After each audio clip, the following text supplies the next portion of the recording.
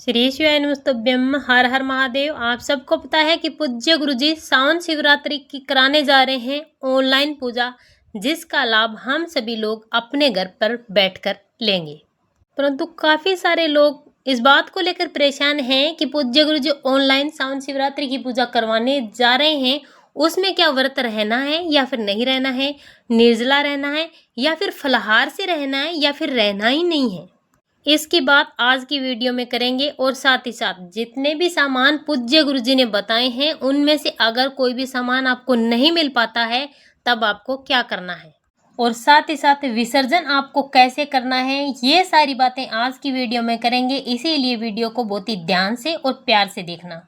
विसर्जन कब करना है, कैसे करना है, व्रत रहना है या फिर नहीं रहना है, इसकी बात हम बाद में करेंगे। सबसे पहले बात कर लेते हैं पार्थिव शिवलिंग की। हर व्यक्ति अपने घर में पार्थिव शिवलिंग का निर्माण जरूर करेगा, तो पार्थिव शिवलिंग के निर्माण की विधि जान लेते हैं।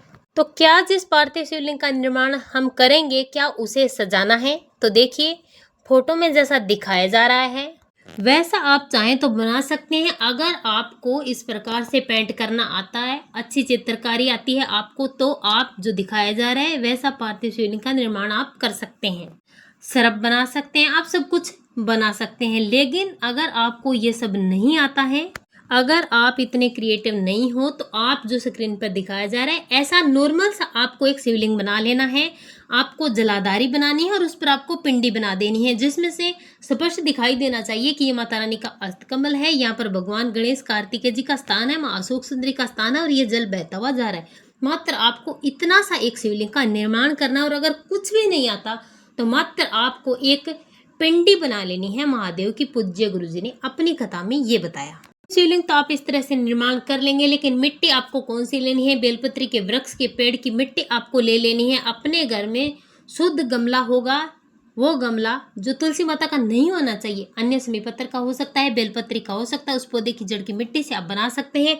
लेकिन आपको जल कौन सा लेना है, कहाँ से लेना है, जल का बहुत विशेष महत्व है पार्थिव शिवलिंग के निर्माण में। इस बात का आप विशेष ध्यान रखें। आपको एक कटोरी में जल भरना है, उसमें आपको थोड़ा सा गंगा जल डालना है और 2 चावल के दाने डाल देने हैं। इसे आपको रख देना है अपने घर में, जहाँ पर पीने का पानी आप रखते हैं, मटका है या फिर आरओ है या फिर आपके घर का जो हंडा प्लेंडा जो होता है वहाँ पर आपको रखना है। ध्यान रखना 2 चावल के दाने और गंगा जल डाल करके ढक करके इस कटोरी को रख देना है। लेकिन इसे रखना कब है? 23 जुलाई को, कल शिवरात्रि का बहुत ही पावन सा दिन है, तो आपको 22 जुलाई को शाम को ही इसे रख देना है। इसीलिए इस वीडियो को एक दिन पहले बनाया जा रहा है, तो आप ध्यान रखें आज की शाम को ही आपको जल भर के पात्र में रख देना है। अगर आप अपने घर के मटके के पास का ये जल एक रात पड़ा रहता है उसे यूज करते हैं तो इससे आपके पितरों को तृप्ति मिलती है, आपके पितरों को मोक्ष मिल जाता है और आप पितृदोष से मुक्त हो जाते हैं। इस जल में आपके पितरों का आशीर्वाद छिपा होता है। पूरी रात पड़ा रहने देने के बाद अगले दिन 23 जुलाई को आपको सुबह जब आप पार्थिव शिवलिंग का निर्माण करने के लिए जाएंगे तब आपको इस कटोरी को उठाना है और इस कटोरी के जल से आपको पार्थिव शिवलिंग का निर्माण करना है। निर्माण करने के बाद अपनी मनोकामना करते हुए 2 चावल के दाने महादेव की उस पार्थिव शिवलिंग पर आपको समर्पित कर देने हैं। जब आप पार्थिव शिवलिंग का निर्माण करेंगे, जल इसमें मिलाने वाले हैं, उसी समय आपको काली मिर्च को पीस लेना है और उस काली मिर्च का पाउडर भी आपको इस शिवलिंग के अंदर मिला देना है। और ध्यान रखना जब आप पार्थिव शिवलिंग का निर्माण करेंगे तब आपको ऐसे पार्थिव शिवलिंग नहीं बनाना है, बड़े से पात्र में आपको बनाना है। लेकिन सबसे पहले आपको बेलपत्री रखनी है और उस बेलपत्री पर आपको इस पार्थिव शिवलिंग का निर्माण करना है। पूज्य गुरुजी ने पिछली कथा में बताया था कि किस वर्ण के लोगों को किस मिट्टी से शिवलिंग का निर्माण करना है, तो आप नोट कर लीजिए। अगर आप क्षत्रिय वर्ग के लोग हैं, जो ठाकुर होते हैं, जो सिंह होते हैं, ऐसे लोगों को लाल मिट्टी से पार्थिव शिवलिंग का निर्माण करना है। और अगर आप ब्राह्मण वर्ग से हैं तो आपको सफेद मिट्टी से पार्थिव शिवलिंग का निर्माण करना है। कुछ लोगों का प्रश्न ये है कि क्या मुल्तानी मिट्टी ही सफेद होती है? तो बिल्कुल मुल्तानी मिट्टी है, उससे आप शिवलिंग बना सकते हैं। लेकिन मुल्तानी मिट्टी जैसी मिट्टी होती है जो नदी और नहरों के किनारे मिलती है। अगर आपको नदी के किनारे सफेद मिट्टी मिल जाती है तो आप उससे पार्थिव शिवलिंग का निर्माण करें। और अगला वर्ग आता है वैश्य। वैश्य कुल से जितने भी लोग संपर्क रखते हैं वो लोग पीली मिट्टी से शिवलिंग का निर्माण करेंगे। और जितने भी लोग शूद्र वर्ग से संपर्क रखते हैं, शूद्र वर्ग के हैं, वो लोग काली मिट्टी से पार्थिव शिवलिंग का निर्माण करके पार्थिव शिवलिंग का पूजन करेंगे। तो पूज्य गुरुजी जब कल पूजन करने वाले हैं तब देख लेना, पूज्य गुरुजी ब्राह्मण वृक्ष हैं और वो सफेद रंग की मिट्टी के शिवलिंग से पूजन करेंगे। तो इस प्रकार से आप अपने कुल की मिट्टी के अकॉर्डिंग आप पार्थिव शिवलिंग का निर्माण कर सकते हैं। लेकिन पूज्य गुरुजी ने बताया कि अगर आप इनमें से कोई भी मिट्टी नहीं ले पाते हैं, ये मिट्टी आपको उपलब्ध नहीं हो पा रही है, तो सबसे अच्छी मिट्टी है आपके घर का वो पौधा, वो गमला जो तुलसी माता का नहीं होना चाहिए। अगर बेलपत्री का पौधा या गमला है, बेलपत्री का वृक्ष है, समय का वृक्ष है, समय का गमला है, तो उस गमले की मिट्टी से आप ले सकते हैं। इस मिट्टी को शिवलिंग का निर्माण कर सकते हैं। अपने घर के आसपास बेलपत्री के वृक्ष की जड़ की मिट्टी ला करके आप शिवलिंग का निर्माण कर सकते हैं। और ये चीज़ें भी नहीं हैं तो तुलसी माता का पौधा छोड़ करके किसी भी वृक्ष की अपने घर में जो है शुद्ध मिट्टी लेकर के आप पार्थिव शिवलिंग का निर्माण कर सकते हैं। सबसे सरल तरीका तो यही बताया पूज्य गुरुजी ने।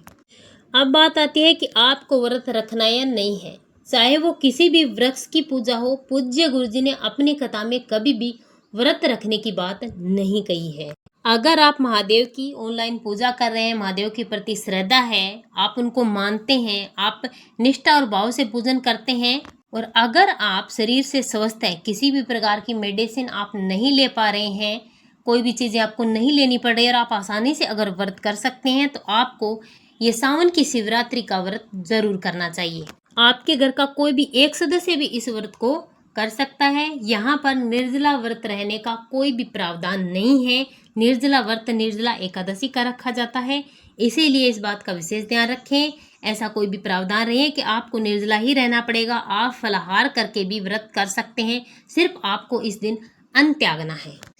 अगर आप व्रत करें या ना करें, लेकिन आपको पार्थिव शिवलिंग बना करके ऑनलाइन पूजन जरूर करनी है। आप चाहें तो व्रत कर सकते हैं, अगर आप स्वस्थ हैं तो व्रत करें, और नहीं कर पा रहे हैं, आप असमर्थ है व्रत करने में, तो कोई ज़रूरी नहीं है कि आप व्रत करें। आप फलाहार करके भी व्रत कर सकते हैं, जैसी आपकी इच्छा वैसा करें। लेकिन पूज्य गुरुजी ने बताया कि आपको ये पार्थिव शिवलिंग का पूजन जरूर करना है। पार्थिव शिवलिंग निर्माण करके पूजन करने का अपना एक विशेष महत्व होता है। जो भी व्यक्ति पार्थिव शिवलिंग का निर्माण करता है, पूजन करता है, उस व्यक्ति की मनोकामनाएं पूरी हो जाती है। पूज्य गुरुजी ने बताया कि आपके घर में अगर 10 सदस्य हैं तो 10 सदस्यों को अलग अलग पार्थिव शिवलिंग का निर्माण नहीं करना है।